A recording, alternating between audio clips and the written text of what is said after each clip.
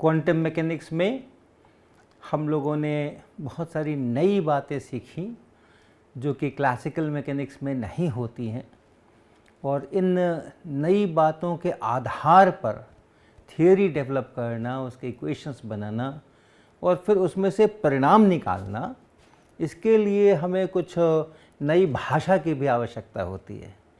तो आज हम थोड़ा वो टर्मिनोलॉजी, वो जो लैंग्वेज है जो हम इस्तेमाल करेंगे क्वांटम मैकेनिक्स के आगे के डेवलपमेंट में, उसकी थोड़ी सी चर्चा करेंगे। तो हम लोगों ने पार्टिकल के स्टेट, ये शब्द बार बार इस्तेमाल किया है। पार्टिकल का ये स्टेट है, वो स्टेट है, ऐसा, जिसको हम अवस्था कह सकते हैं। यानी उस पार्टिकल का उस इंस्टेंट पे जो भी उसकी अवस्था है, उसके बारे में जो भी कुछ उसकी जानकारियाँ हम प्राप्त कर सकते हैं, जो कुछ भी है उसको हम उसका स्टेट कहते हैं। और उस स्टेट को रिप्रेजेंट करने के लिए एक तरीका है वेव फंक्शंस का। जब हम वेव फंक्शन बताते हैं कि इस पार्टिकल का इस क्षण पे, इस इंस्टेंट पे ये वेव फंक्शन है, तो हम वो तमाम जानकारियाँ उसमें से निकाल सकते हैं जो कि निकाली जा सकती हैं। तो पूरे स्टेट की सारी इन्फॉर्मेशन इस वेव फंक्शन में निहित है। वेव फंक्शन अगर पता है तो तमाम जानकारियाँ जो निकाली जा सकती हैं वो हम निकाल सकते हैं। तो वेव फंक्शन उस स्टेट का एक रिप्रेजेंटेशन है, उसको एक निरूपित करने का एक ज़रिया है। तो ऐसा हम लोग वेव फंक्शन के बारे में समझते हैं। स्टेट में और वेव फंक्शन में थोड़ा फ़र्क है। स्टेट उसका एक्चुअल स्टेट है और उसका डिस्क्रिप्शन ये वेव फंक्शन से हमें मिलता है। लेकिन बहुत बार हम लोग वेव फंक्शन दे दिया तो स्टेट दे दिया, तो उसको आपस में इंटरचेंजेबली भी यूज़ करते हैं। तो ये जो वेव फंक्शंस हैं, किसी खास पार्टिकल का किसी खास परिस्थिति में एक इंस्टेंट पर जो वेव फंक्शंस हैं, वो बहुत तरह तरह के वेव फंक्शंस हो सकते हैं, क्योंकि पार्टिकल के अलग अलग अवस्थाएं हो सकती हैं, अलग अलग उसमें वेरिएशंस हो सकते हैं।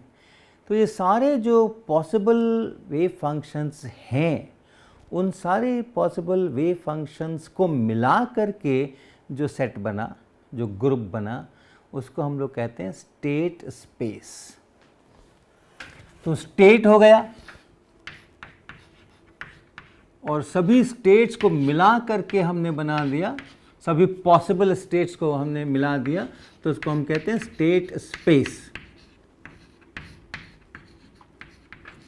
और स्टेट को हम रिप्रेजेंट करते हैं वेव फंक्शन के द्वारा, एक फंक्शन के द्वारा, एक जो x का फंक्शन है उसके द्वारा हम स्टेट को रिप्रेजेंट करते हैं। और ऐसे जितने प्रकार के वेव फंक्शंस पॉसिबल हैं इस पार्टिकल के लिए, जितने प्रकार के अलग अलग किस्म के वेव फंक्शन संभव हैं, उन सारे वेव फंक्शंस को अगर एक साथ हम इकट्ठा कर दें एक जगह पे, तो वो हमारा ये जो वेव फंक्शन का जो स्टेट स्पेस है उसका रिप्रेजेंटेशन हो गया। इसको आप चाहो तो कह सकते हो वेव फंक्शन का ये स्पेस हो गया।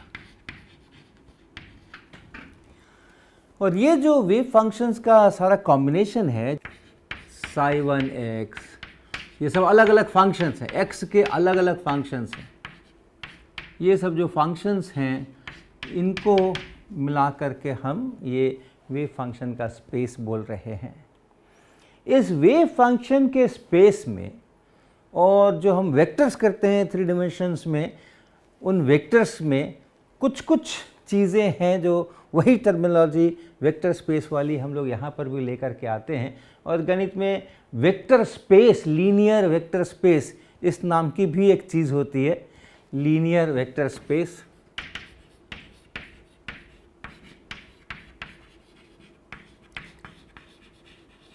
ये भी सेट है, बहुत सारे वेक्टर्स का सेट है। और वो जो वेक्टर्स हैं वो हमारे ज्योमेट्री में जो वेक्टर्स हैं वही होना ज़रूरी नहीं है।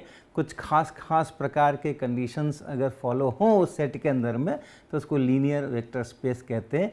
हमारा ज्योमेट्रिकल वेक्टर्स का जो स्पेस है वो भी उन कंडीशंस को फॉलो करता है, तो वो भी लीनियर वेक्टर स्पेस है। तो ये जो वेव फंक्शंस का सेट है, पॉसिबल वेव फंक्शंस का सेट है किसी पार्टिकल के लिए, वो भी एक लीनियर वेक्टर स्पेस ही बनता है। इसलिए वो टर्मिनोलॉजी जो हम वेक्टर्स के लिए इस्तेमाल करते हैं, वही टर्मिनोलॉजी हम इन फंक्शंस के लिए भी इस्तेमाल कर सकते हैं। तो हम एक सिंबल का उपयोग करेंगे बार बार करेंगे। और वो सिंबल हम ऐसा लिखेंगे, हमने यहाँ पे एक सीधी वर्टिकल लाइन लिखी और यहाँ पे हमने एक ऐसा एंगुलर ब्रैकेट बनाया और इसके अंदर हम कुछ पैरामीटर्स लिखेंगे और ये हम एक स्टेट को रिप्रेजेंट करेगा। एक स्टेट को बताने के लिए हम ऐसा सिंबल यूज़ करेंगे। तो हमने जैसे यहाँ पर अगर psi1 लिख दिया तो इस वेव फंक्शन को बताने के लिए हम ये सिंबल इस्तेमाल कर रहे हैं। या हमने यहाँ और कुछ लिख दिया, लीनियर मोमेंटम का वैल्यू लिख दिया और कहा कि यही लीनियर मोमेंटम का वैल्यू है। तो एक फिक्स्ड लीनियर मोमेंटम के लिए जो वेव फंक्शन होता है वो हम इससे बता रहे हैं, उसका जो करस्पॉन्डिंग स्टेट है वो हम इससे बता रहे हैं। तो इसको हम लोग केट कहते हैं, ket symbol, KET ket symbol कहते हैं इसको। ये PAM डिराक, ये उस समय के एक बड़े फिजिसिस्ट हैं जिन्होंने क्वांटम मैकेनिक्स के डेवलपमेंट में भयंकर योगदान किया है। तो उनके द्वारा सजेस्ट किया हुआ सिंबल है ये ऐसा सिंबल। इसका बहुत डीप मीनिंग भी है लेकिन हम उनके उसमें बहुत ज़्यादा नहीं जाएंगे।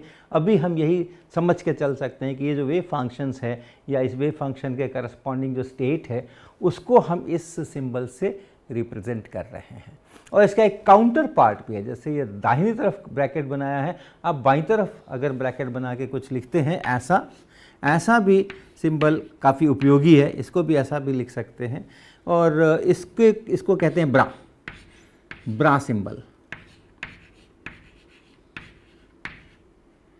एक्चुअली जो ब्रैकेट है, ये ब्रैकेट है, तो ब्रैकेट का ये ब्रा है और ये केट है। ऐसा पहले ब्रा आता है ब्रैकेट और फिर केट आता है, तो इस प्रकार का ये सिंबल है। तो हम वेव फंक्शंस को कई बार ऐसे सिंबल से भी रिप्रेजेंट करेंगे।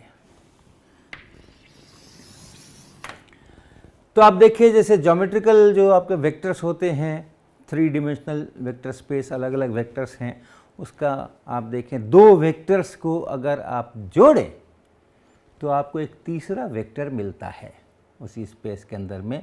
वैसे ही यहाँ पे अगर 2 वेव फंक्शंस हैं उनको अगर आप ऐड कर दें, psi1x एक वेव फंक्शन है, psi2x दूसरा वेव फंक्शन है, पॉसिबल वेव फंक्शन, तो उनको अगर आप ऐड कर दें psi1x प्लस psi2x तो वो भी एक पॉसिबल वेव फंक्शन बनता है।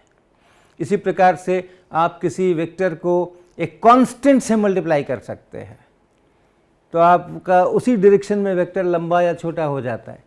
यहाँ भी आप भी किसी वेव फंक्शन को किसी कांस्टेंट से मल्टीप्लाई कर सकते हैं, तो फंक्शनल फॉर्म वही है लेकिन उसके जो भी पीक्स हैं वो बड़े हो सकते हैं या छोटे हो सकते हैं, फॉर्म वही रहेगा। तो ये सब जैसा आप वहाँ करते हैं वैसा ही आप यहाँ भी कर सकते हैं।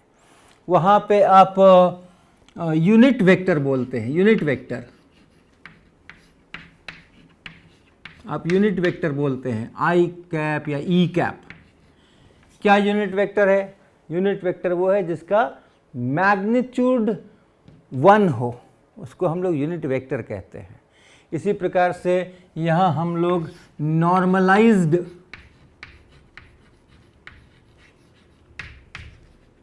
वेव फंक्शन कहते हैं जिसका नॉर्म 1 हो। नॉर्म याद होगा आपको, हमने किसी वेव फंक्शन का नॉर्म कैसे बताया था। अगर कोई वेव फंक्शन है psi x तो psi star x into Sai x into D x integration कर दीजिए, फुल रेंज जो रेंज है उसका, ये जो है ये इसका स्क्वायर रूट आप ले लीजिए तो उसको हम कहते हैं इसका नॉर्म है ये। तो वो जो नॉर्म अगर 1 हो जाए तो उसको हम लोग नॉर्मलाइज्ड वेव फंक्शन कहते हैं। ये अगर 1 हो जाए तो इसको हम लोग नॉर्मलाइज्ड फंक्शन कहते हैं।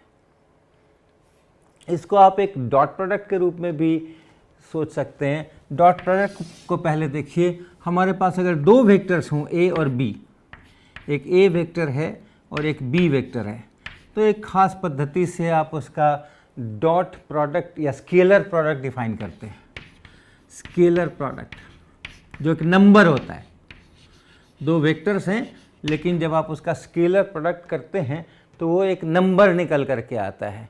जैसा भी वेक्टर्स, अगर ज्योमेट्रिकल वेक्टर्स है तो फिर हम उसको a का मैग्नीट्यूड, बी का मैग्नीट्यूड और कॉस थीटा ऐसा करके कुछ लिखते हैं। यहाँ भी हम लोग स्केलर प्रोडक्ट डिफाइन करते हैं। अगर हमारे पास दो वेव फंक्शंस हैं, एक मान लें कि psi1 x ये एक वेव फंक्शन है, psi2 x ये दूसरा वेव फंक्शन है, तो हम इन दोनों वेव फंक्शंस का स्केलर प्रोडक्ट या इनर प्रोडक्ट भी बोलते हैं, इनर प्रोडक्ट, ये डिफाइन करते हैं।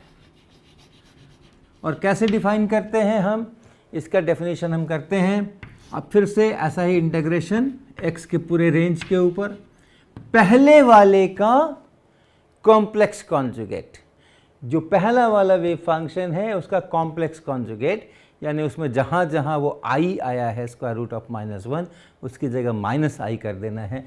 तो ये है psi1 x का स्टार कॉम्प्लेक्स कॉन्जुगेट, और दूसरे वाले से सीधा मल्टीप्लाई करना psi2 x और x dx, ये पूरा फुल इंटीग्रेशन कर दें इस रेंज के ऊपर। ये जो चीज़ निकल करके आती है इसको हम लोग कहते हैं इनर प्रोडक्ट या scalar product of this with this, और इसको ऐसा सिंबल लिखते हैं, psi1 इधर psi2 इधर, ऐसा ब्रैकेट बनाते हैं। तो इस तरह का सिंबल हम लोग लिखते हैं इसके लिए। ऐसा ही सिंबल आप इसके लिए भी चाहें तो लिख सकते हैं, ए बी ऐसा कर सकते हैं, ऐसा कर सकते हैं यहाँ पर। और ये जो उसका मैग्नीट्यूड है, ये जो मैग्नीट्यूड है वो डिफाइन करने के लिए आप अपने से उसका स्केलर प्रोडक्ट ले सकते हैं। किसी वेक्टर का अगर अपने से स्केलर प्रोडक्ट ले लें, ए और ए के साथ ये डॉट लगा दें यहाँ पे, तो ये उसके मैग्नीट्यूड का स्क्वायर बन जाता है। वही सिंबल आप यहाँ भी इस्तेमाल कर सकते हैं। अगर हमने किसी फंक्शन का अपने साथ ही अगर हमने इसका ये स्केलर प्रोडक्ट बना दिया, तो देखिए क्या बनेगा, पहले का कॉम्प्लेक्स कॉन्जुगेट करना है तो psi स्टार x बन जाएगा, दूसरे का जो का त्यों लिखना है तो psi x बन जाएगा। तो psi star x psi x dx ये बना, ये बना क्या, psi star x psi x dx। और आप जानते ही हैं कि इसी को हम उसका नॉर्म कहते हैं, और ये इसका मैग्नीट्यूड का स्क्वायर हो गया, ये इसके मैग्नीट्यूड का स्क्वायर हो गया। ध्यान रखिए ये फंक्शन है, लेकिन ये स्केलर प्रोडक्ट एक नंबर है, एक संख्या है, एक जस्ट नंबर है, क्योंकि आप यहाँ x में इंटीग्रेट कर डालेंगे, और इंटीग्रेट जब आपने कर दिया और x का वैल्यू यहाँ -∞ +∞ पुट कर दिया, तो एक नंबर निकल कर आ रहा है, एक संख्या निकल कर के आ रही है, और उसी का स्क्वायर रूट जो है वो इसका नॉर्म कहलाता है। और वही अगर 1 हो जाए, यही स्केलर प्रोडक्ट का से जो हम ये नॉर्म निकाल रहे हैं, यही अगर 1 हो जाए, जैसे यहाँ पर अगर ये 1 हो जाए तो हम कहेंगे कि ये यूनिट वेक्टर है। तो यही अगर 1 हो जाए तो हम कहेंगे कि ये नॉर्मलाइज्ड वेव फंक्शन है। इसी प्रकार से ज्योमेट्रिकल वेक्टर्स में हमारे पास एक और बहुत अच्छा सा रिलेशन है। दो वेक्टर्स का डॉट प्रोडक्ट अगर 0 हो जाए तो हम उन वेक्टर्स को ऑर्थोगोनल टू ईच अदर, एक दूसरे पर लंब ऐसा बोलते हैं। दो वेक्टर्स एक दूसरे पर लंब यानी 90 डिग्री का एंगल बने तो उसका जो डॉट प्रोडक्ट लेते हैं, स्केलर प्रोडक्ट लेते हैं, वो 0 होता है।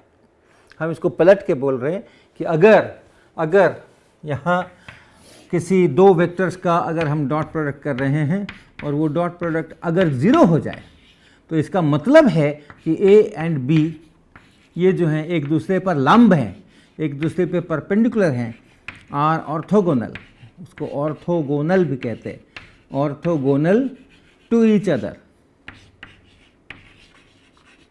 एक दूसरे पर लंब है। यही सिंबल हम यहाँ भी इस्तेमाल करते हैं, यही परिभाषा हम यहाँ भी इस्तेमाल करते हैं। अगर दो फंक्शंस हैं psi1 psi2 और हमने उसका ऐसा स्केलर प्रोडक्ट बनाया और अगर वो 0 हो गया तो वैसी हालत में हम कहते हैं कि ये जो दो फंक्शंस हैं हमारे psi1x and psi2x are orthogonal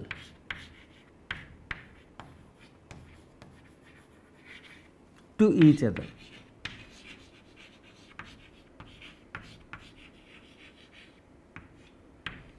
तो हमारे वेव फंक्शंस जैसे हमारे यूनिट वेक्टर्स होते हैं वैसे हमारे नॉर्मलाइज्ड वेव फंक्शंस होते हैं।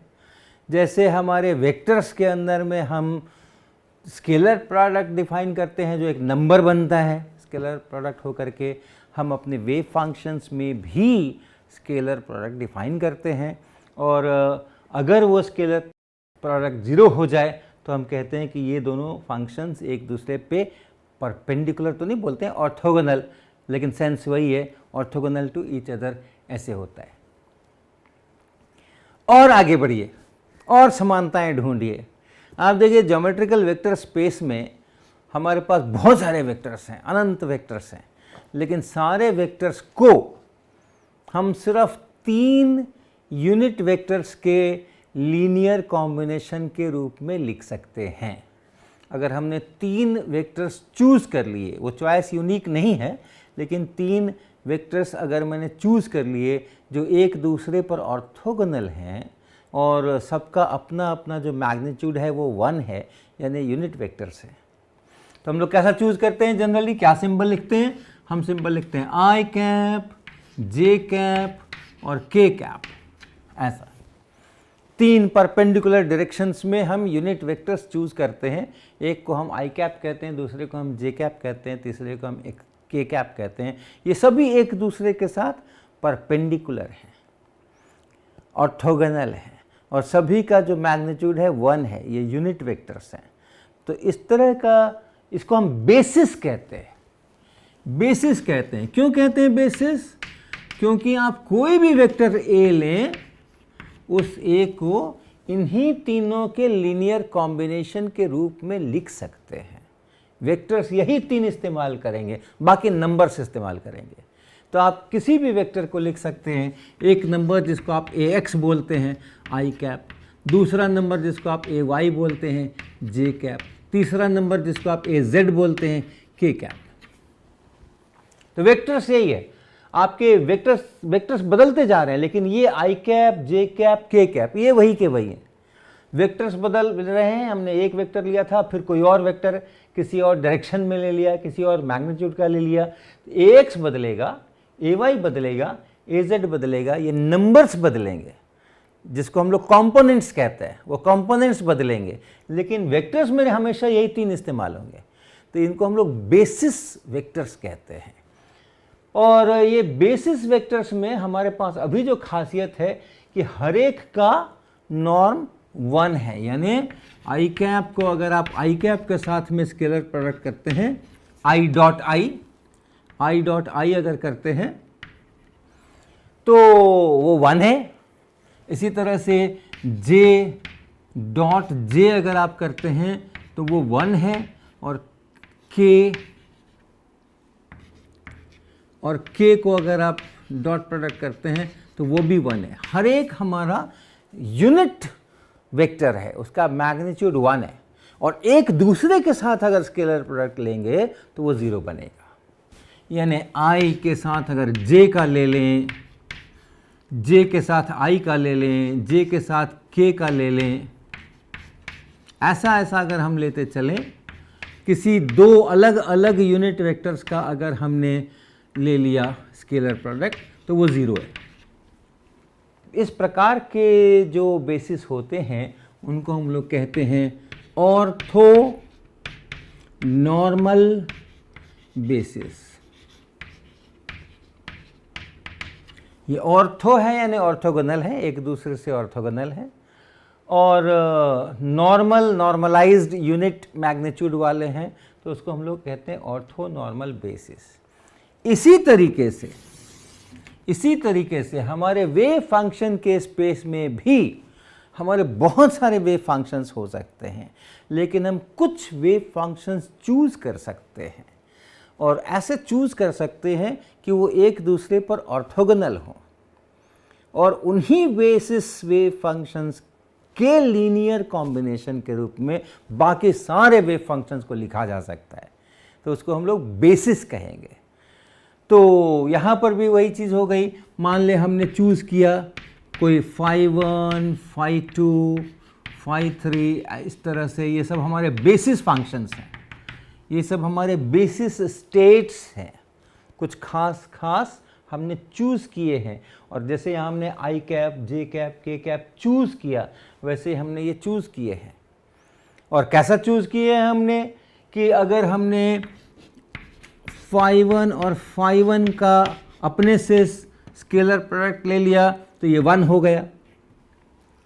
इसी तरह phi2 का अपने से ले लिया, phi3 का अपने से ले लिया तो 1 हो गया। और एक दूसरे से ले लिया, कहीं phi1 phi2 कर दिया तो वो 0 हो गया। इस प्रकार का अगर हमने बेसिस चूज कर लिया तो इसको हम लोग ऑर्थोनॉर्मल बेसिस कहेंगे। और कोई भी फंक्शन अगर साई है तो उस साई को हम लोग ऐसे लिख सकते हैं, कॉम्बिनेशन कर सकते हैं, सी आई और यहाँ पे फाई आई। ऐसे हो सकता है, हर बार नहीं होगा ऐसा, लेकिन ऐसा हो भी सकता है कि हमें इस तरह के फंक्शंस मिल जाएं अपने स्टेट स्पेस में, हमें इस तरह के फंक्शंस मिल जाएं कि कोई भी दूसरा फंक्शन आप मुझे दें तो उसको हम इन्हीं फंक्शंस के लीनियर कॉम्बिनेशन के रूप में लिख सकें। c1 into phi1, c2 into phi2, जैसे यहाँ ax इंटू आई कैप, ay इंटू जे कैप, az इंटू के कैप। उसी तरीके से यहाँ c1 into phi1, c2 into phi2, c3 into phi3, इस प्रकार से हम इसको लिख सकें। तो ये हमारा 3 डायमेंशनल स्पेस कहलाता है। क्यों? क्योंकि 3 बेसिस वेक्टर से पूरा काम हो जाता है।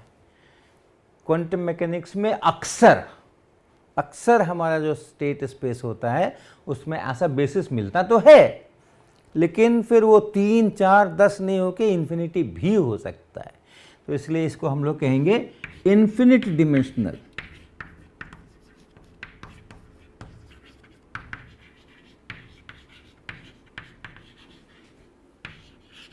ये इन्फिनिट डिमेंशनल स्पेस है।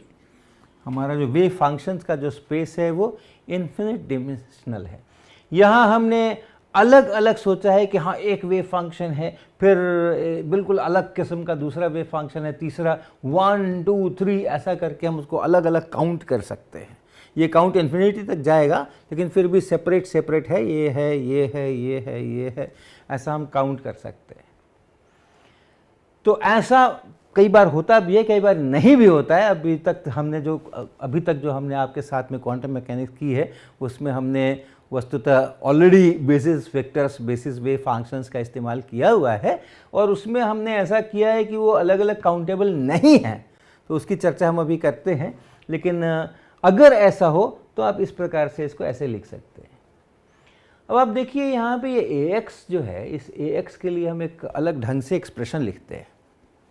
अब देखिए ये जो ax है, इस ax को हम ऐसे लिख सकते हैं क्या, ये स्केलर प्रोडक्ट है आई कैप का और a का। देखिए ऐसा लिख सकते हैं क्या, अगर आप इस a वेक्टर का और इस बेसिस वेक्टर जो आई कैप है उसका आप स्केलर प्रोडक्ट ले लें तो क्या होगा, जो हमारा ये पूरा फुल वेक्टर है ये, इसका x डायरेक्शन में प्रोजेक्शन ही मिलेगा, यही ax है। अगर आप इसको आई कैप से यहाँ इसका स्केलर प्रोडक्ट ले लें, यहाँ आई कैप से प्रोडक्ट लेंगे तो ये 1 होकर के ये x बचेगा। यहाँ आई कैप से आप जब इसका स्केलर प्रोडक्ट लेंगे तो आई कैप डॉट जे कैप 0 हो जाएगा। यहाँ जब आई कैप के साथ आप स्केलर प्रोडक्ट लेंगे तो वो भी 0 हो जाएगा, तो सिर्फ ax बचेगा। तो ax को आप ऐसे लिख सकते हैं। इसी तरह से जो ay है इसको आप ऐसा लिख सकते हैं, जे कैप के साथ में a वेक्टर का स्केलर प्रोडक्ट, ये ay बनेगा। जे कैप से आप स्केलर प्रोडक्ट कीजिए यहाँ यहाँ यहाँ, तो सिर्फ ये बचेगा, ये दोनों 0 हो जाएंगे। और az जो है वो k कैप के साथ में स्केलर प्रोडक्ट है a वेक्टर का। तो ये जो कंपोनेंट्स हैं, ये सब कंपोनेंट्स हैं। ये आई कैप वाला कंपोनेंट है, ये जे कैप वाला कंपोनेंट है और ये के कैप वाला कंपोनेंट है। इसी तरीके से अगर आप अपना वेव फंक्शन ऐसे लिख पाते हैं तो ये जो सी आई हैं वो कंपोनेंट्स हैं। phi1 वाला कंपोनेंट C1 है, phi2 वाला कंपोनेंट C2 है, phi3 वाला कंपोनेंट C3 है, phi4 वाला कंपोनेंट C4 है। तो जितने आपके बेसिस वेक्टर्स हैं उनके ये कंपोनेंट्स हैं। और ये कंपोनेंट्स निकालने के लिए आप इसी प्रकार का इस्तेमाल कर सकते हैं। ये जो सी आई है वो वास्तव में जो आई वाला फाई आई वाला जो मेरा यूनिट वेक्टर्स था, बेसिस वेक्टर्स था, उसके साथ में इस साई का ये स्केलर प्रोडक्ट है। C1 अगर आपको चाहिए तो आप phi1 के साथ में इसका कर लेंगे, इस phi1 के साथ में इसका स्केलर प्रोडक्ट कर लेंगे। और आपको पता है स्केलर प्रोडक्ट का क्या मतलब है, फिर से याद दिला दूं आपको। स्केलर प्रोडक्ट हमने यहाँ लिखा हुआ है, ये देखिए, ये psi1 यहाँ है और psi2 यहाँ है, और ये है स्केलर प्रोडक्ट psi1 psi2। पहले का कॉम्प्लेक्स कॉन्जुगेट, दूसरे का ज्यों का त्यों, और ये दोनों फंक्शंस हैं। x पे इंटीग्रेट कर दीजिए, पूरा फुल इंटीग्रेशन कर दीजिए, जो नंबर मिलेगा वही स्केलर प्रोडक्ट है।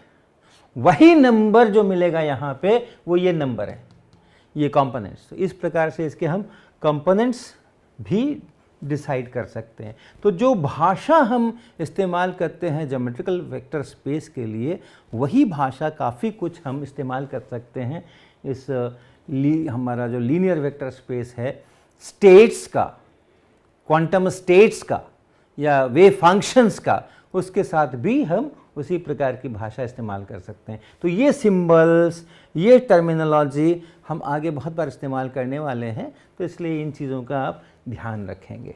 यहीं से हम आगे बढ़ेंगे और कुछ और सिंबल्स इस्तेमाल करेंगे, कुछ और अर्थ निकालेंगे इन चीज़ों के और इन स्केलर प्रोडक्ट्स के और चीज़ों के। तो हम यहीं पे रुकेंगे।